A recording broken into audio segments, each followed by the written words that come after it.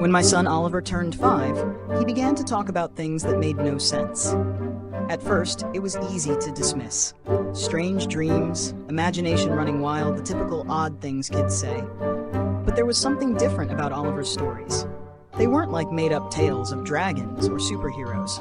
They were too specific, too detailed, and far too dark. It started one night when I was tucking him into bed. He looked up at me with wide eyes and asked, "Dad, do you remember the forest? The one with the tripwires?" I froze, unsure how to respond. "What forest, buddy?" He frowned as if frustrated. "The one we had to crawl through. You were behind me. I told you not to move when the shell hit the tree." I stared at him, stunned. "Where did you hear that?" "I didn't hear it," he said quietly. "I was there."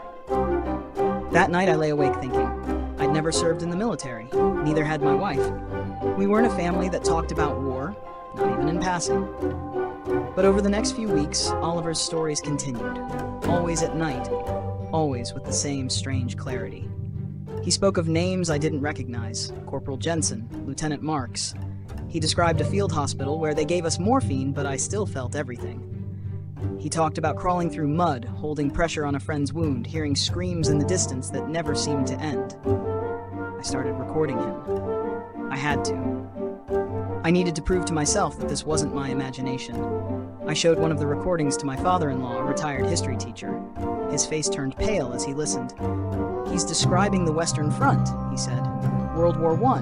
That's trench warfare." "But he's 5, I whispered. "I know." The more I researched, the more disturbed I became. Oliver mentioned specific battles, places and dates he shouldn't know. Once he told me, "We weren't ready for the gas. The wind changed." It came back at us. That night, I found an old article describing a real incident during the Second Battle of Ypres, where wind had blown mustard gas back onto Allied lines. Every detail he gave matched. Then one evening, Oliver drew something. He was sitting on the living room floor, quietly sketching while I cooked dinner. When I looked over, my blood ran cold. It was a soldier, uniformed, wounded, lying in a trench with barbed wire above. On his chest, a name tag, PVW Harlan. "Who's this?" I asked as calmly as I could. "That was me," he said. I found the name in military records 2 days later. Private William Harlan. Died in 1917, age 22. He served in the 9th Infantry Division, no known descendants. I didn't tell Oliver. I didn't know how. That night, he had one of the worst nightmares yet. He woke up screaming, clawing at his chest, shouting, "Don't let me go back there. Please don't send me back."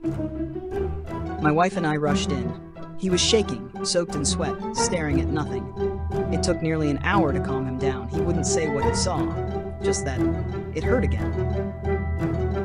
After that, I reached out to a child psychologist who specialized in past life memories.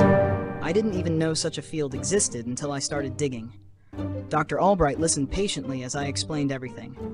Then she came to meet Oliver. She didn't ask leading questions. She just let him speak. And Oliver, for the first time, opened up to a stranger. He talked about being scared, about holding his best friend as he died, about writing letters to his mother that never got mailed. He said he remembered the moment he died. It was quiet. I was cold. I saw snow, even though it wasn't snowing. Dr. Albright listened carefully and took notes. When she finished, she said gently, "These memories will fade with time, especially if you don't push him. But right now, they're very real to him. They might be echoes, a soul's unfinished story." I didn't know what to think.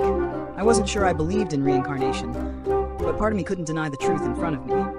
One day, Oliver asked me if we could go visit the field. I didn't understand what he meant until he pointed at a photo in a history book I had left on the table. An old black and white picture of a field in Belgium. Verdun.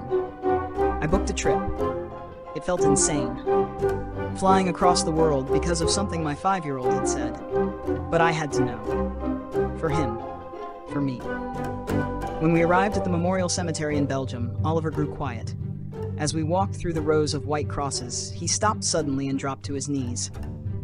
"Here," he whispered. There was no name on the grave, just unknown soldier. But Oliver sat there for a long time, eyes closed, whispering something under his breath I couldn't make out. Finally, he stood and said, "He's not hurting anymore." On the flight home, he slept peacefully for the first time in weeks. He doesn't talk about the war much anymore. The dreams have lessened. Sometimes he still draws soldiers or hums old songs no child his age should know, but he's laughing again, smiling, playing like any kid should. And me? I still don't have answers. But I kept one of his drawings, the one with PVT, W. Harlan, framed in my study. And sometimes I look at it and wonder, how many lives have we lived before this one? And how many of us are still remembering? Midnight Whispers is a place for kindred souls.